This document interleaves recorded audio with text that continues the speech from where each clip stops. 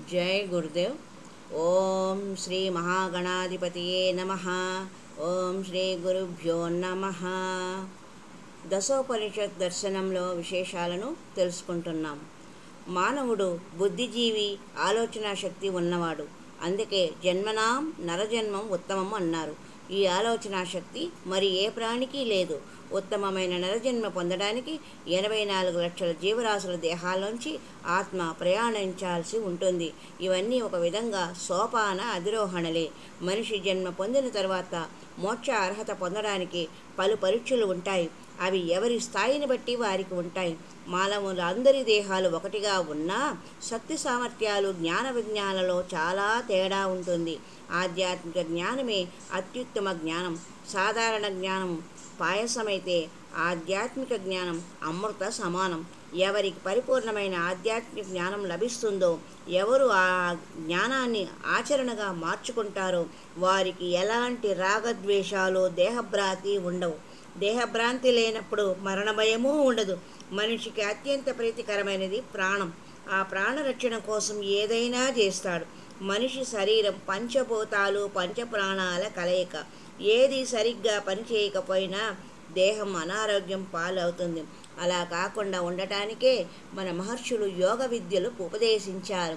యోగ విద్యలకు పతంజలి మహర్షిని పేర్కొంటారు. ఆయన సాక్షాత్తు ఆదిశేషుని అవతారం. భారతీయ ఆధ్యాత్మిక విద్యలన్నీ పరమాత్మ మహర్షుల ద్వారా మానవ జాతికి అందించినవే.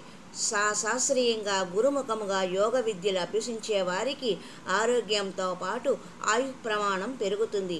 హిమాలయాల్లో తపస్సు చేసుకునే నాగసాధువులు 100 ఏళ్ళు జీవించడంలోని రహస్యము ఇదే. ఇప్పుడు మన ప్రస్థానత్రయంలోని మొదటి సోపానంలో ఉన్నాం. ఉపనిషత్ దర్శనం చేయబోతున్నాం.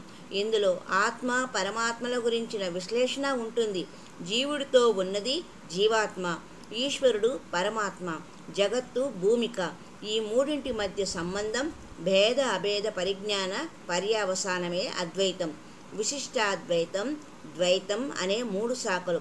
వీటిని గురించి కొంచెం తెలుసుకుందాం.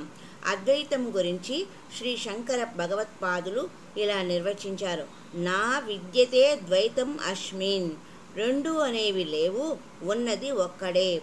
ఆయనతో మనము లయించి ఉన్నాము అనే జ్ఞానమే అద్వైతం.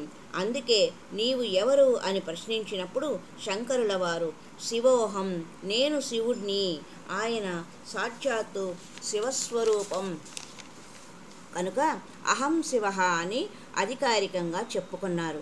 మరి మన సంగతి ఏమిటి? మనం దేహభావనలోంచి విముక్తి చెందితే మనం కూడా శివస్వరూపమే. మనలో ఉండే ఆత్మకి లింగదేహమని పేరు. ఈ లింగదేహము ఆద్యంతాలు లేక అన్ని లోకాలలో వ్యాపించి ఉండడాన్ని అగ్నిలింగం కథలో మనము తెలుసుకోవచ్చు. ఆ అగ్నిలింగం కథమే అరుణాచలమే అగ్నిలింగ స్వరూపము. దీని గురించి మనము గతంలో తెలుసుకున్నాం. హరి ఓం తత్సత్.